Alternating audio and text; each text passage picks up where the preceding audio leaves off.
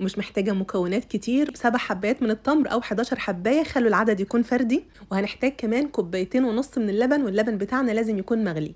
هنكون مجهزين عندنا كوبايه من الفول السوداني، هننزل بقى بكوبايه السوداني وعليها التمر اللي احنا فصصناه سواء كان 7 حبات او 11 حبايه. هنكون مجهزين عندنا بقى صابعين من الموز، لو الموز اللي عندكم موز كبير استخدموا صابعين بس، لو الموز اللي عندكم متوسط كده استخدموا 3 صوابع. طبعا بقى سبت الفول السوداني والتمر منقوعين في اللبن المغلي بالظبط ربع ساعه لحد لما اللبن بدا يبرد عندي كده.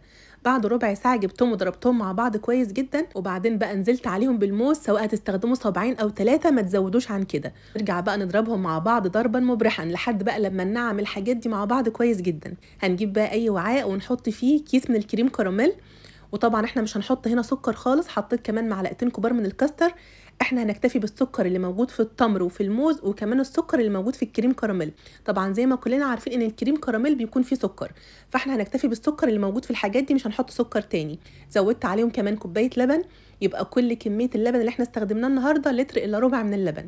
هنقلبهم طبعا الاول كويس على البارد، وبعدين ناخدهم بقى ونرفعهم على النار، والنار تكون متوسطه. هتلاقوا بقى ان القوام بدا يتقل ويربط معاكم شويه كده. خلاص هنشيلها من على النار. والخطوه بتاعه الموز دي خطوه اختياريه، لو مش حابين تعملوها استغنوا عنها. الكاسات بتاعتك او الكوبايات اللي هتقدمي فيها، وحطي فيها بقى كده في الارضيه كام شريحه من الموز. وهننزل بقى بالخليط بتاعنا. طبعا اول ما بنشيله من على النار بنكون مجهزين الكاسات بتاعتنا الاول، واول لما بنشيل الخليط بتاعنا من على النار بنصب على طول في قلب الكاسات، لانه بيبدا يمسك بسرعه جدا. احنا ما حطيناش سكر خالص، والسكر بتاعها كان مظبوط جدا.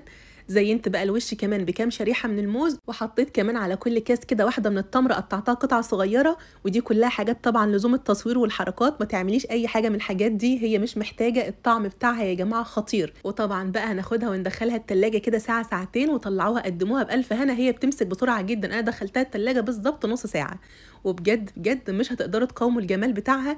انا كنت بدوق بس كده، لقيت نفسي عماله اجيب بقى معلقه ورا معلقه لحد ما خلصت كاس كامل، وانا كنت لسه بدوق. جربوها بقى بالطريقه بتاعتي، وانا متاكده انها هتعجبكم وهتعجب كل اللي هياكلها عندكم في البيت. وكالعاده وزي كل يوم هقول لكم ما تنسوش يا جماعه، لو الفيديو بتاع النهارده عجبكم تعملوا ايه؟ تعملوا لايك وشير للفيديو، وبالف هنا مقدما. واشوفكم على خير بقى في الفيديو اللي جاي. مع السلامه.